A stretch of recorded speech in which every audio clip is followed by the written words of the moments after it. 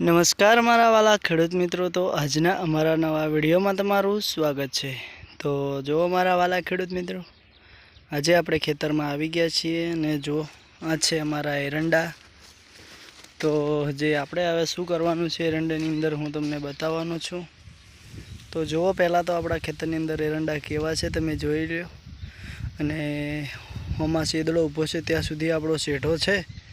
અને આ બાજુ જુઓ, સરસ મજાની એરંડાનું ખેતી કરેલું છે। અને એરંડાની અંદર ક્યાંય પણ ખોળ જોવા નથી મળી રહ્યું। જો કેવા છે એરંડા, સારા છે। તો વિડીયોની અંદર બન્યા રહેજો। તો મારા વાલા ખેડૂત મિત્રો, હવે આપણે વાત કરીશું આગળ।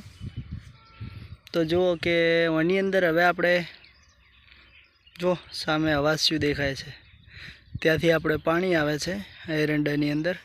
અને આપણે હવે એરંડાની અંદર પાણી વાળી દેવાનું છે ફાઇનલી। તો સૌથી પ્રથમ આગળ વધીએ તો જુઓ, તો મારા વાલા ખેડૂત મિત્રો બધાનું દિલથી સ્વાગત કરું છું વિડીયોમાં। અને આજે આપણે કયા કયા ખાતરો વાપરીએ છીએ એરંડાની અંદર અને કેવી રીતે વાપરીએ છીએ એ પણ આજે જાણીશું। તો જુઓ મારા વાલા ખેડૂત મિત્રો, કે સૌથી પ્રથમ જ્યારે આપણે એરંડાની અંદર ખાતર નાખવાનું હોય છે, તેથી કે આપણે આજે પાણી વાળવાનું છે, પણ હજુ ટ્રેક્ટર આવ્યું નથી આપણે આ એરંડાની અંદર। જુઓ કે ટ્રેક્ટર આવ્યું નથી ને એના કારણથી આપણે લેટ પડી ગયા છીએ। એટલે હવે ટ્રેક્ટર આવવાની તૈયારીઓ છે। એટલે આપણે આજે એરંડાની ઓળ તમને દેખાય છે, જો આ એરંડાની ઓળ દેખાય છે ને, આ જે ઓળો છે એની અંદર આપણે આ બાજુથી અને આ બાજુથી બંને બાજુથી આપણે એક સરખા પાળા ચડાવવાના છે। એને પાળા ચડાવવાના કારણથી શું થશે ખબર છે? કે જે તમને હું બતાવું કે આપણે એક મિની નાનો ડોકો છે, આ નાનો એરંડાનો છોડ છે, બરાબર। આ નાનો છોડ છે એટલે એને થળમાં આવી રીતે બે બાજુ માટી અડી જાય એટલે એ છોડ ગમે એટલું પાણી ભરાય ખેતરમાં કે ગમે એટલો વરસાદ આવે તો એકબીજાને અડતો નથી અને નમે પણ નહીં।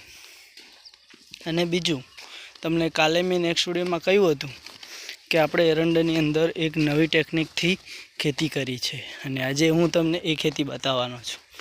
તો જો આખા ખેતરમાં તમને એવું લાગતું હશે કે આ એરંડાના છોડ કેમ નાના છે અને હજુ આ એરંડાનો કોઈ વિકાસ નથી, તો હવે આ ભાઈ શું કરશે? તો તમને ખબર છે, આ મેં ખુદ કર્યું છે, હાથે કરીને આવી રીતે કર્યું છે। તો કે એ પણ હું આજે તમને બતાવું છું। જુઓ તો કે આના આપણો એરંડો છે, તમે જુઓ એરંડો એકદમ એનો એરંડો એકદમ નાનો છે, પણ એની છોડ અને એનો વિકાસ કેવો છે એ જુઓ। તો હવે બતાવીશ। જુઓ આ એરંડાની ડૂંક છે, જ્યાંથી આપણે એરંડો નાનો હોય ને મોટો થાય।